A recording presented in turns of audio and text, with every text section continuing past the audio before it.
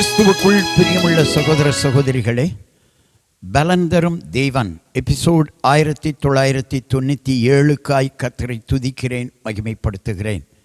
இந்த நாளிலும் எரேமியா தீர்க்கதரிசியினுடைய புஸ்தகம் 39ஆம் அதிகாரம் 18வது வசனத்தை நான் உங்களுக்காக வாசிக்கின்றேன்.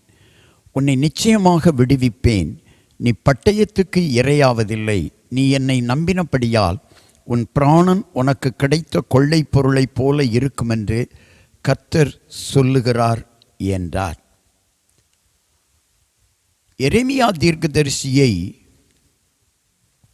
துறவிலே போட்டதை எத்தியோப்பியன் ஆகிய எபத்மேலேக்கு ராஜாவுக்கு சொன்னான். எனவே எபத்மேலேக்கு மீது எல்லாரும் கோபமடைந்தார்கள்.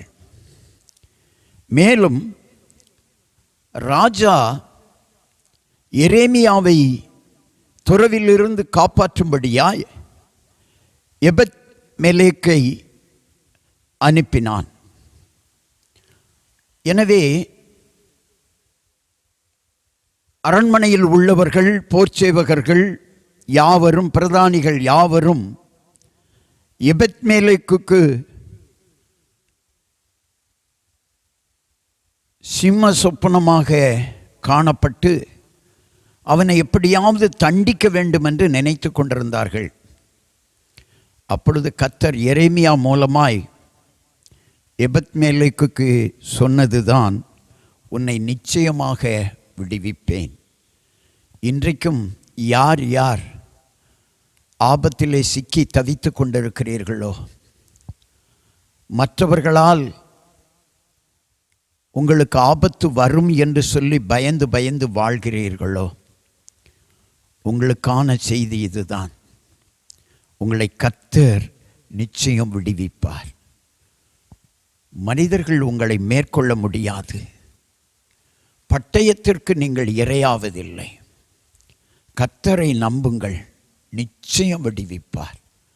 ஏதோ ஒரு சிக்கலிலே மாட்டிக்கொண்டிருக்கிறீர்களா? கர்த்தர் நிச்சயமாகவே விடுவிப்பார், உயர்த்துவார். கண்களை மூடி ஜெபிக்கலாம்.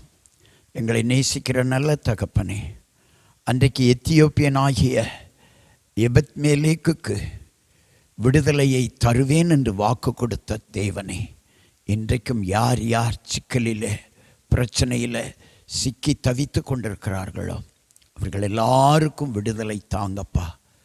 மகனே, மகளே, சகோதரனே, சகோதரியே, நிச்சயமாகவே கர்த்தர் உன்னை விடுவிப்பார்.